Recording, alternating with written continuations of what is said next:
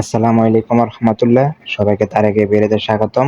আজকে একটা sell update নিয়ে আসলাম।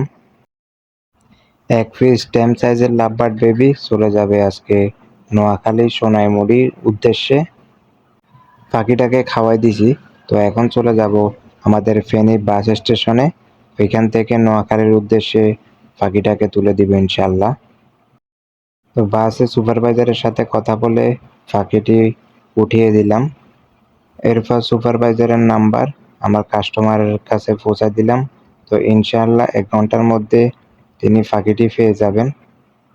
আমি এর আগে বাংলাদেশে অনেক জায়গায় বাসের মাধ্যমে পাখি ডেলিভারি পাঠিয়েছি, কিন্তু আজকের মতো ফেরা আর কোনো সময় নিতে হয় নাই। আমি গেছিলাম মূলত আমাদের ফেনী মহিপাল থেকে নোয়াখালী সোনাইমুড়ির উদ্দেশ্যে।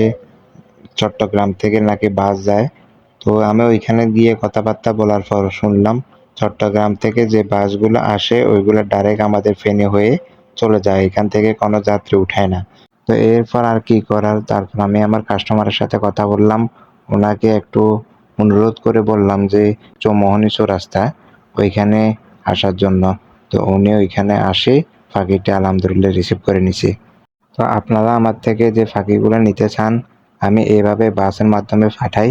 তো ওই জন্যই আপনারা আগে ডেলিভারি নেওয়ার আগে সম্পূর্ণ লোকেশনটা ঠিকঠাক মতো পাঠাইবেন, তাহলে ইনশাল্লাহ আর কোনো সমস্যা হবে না।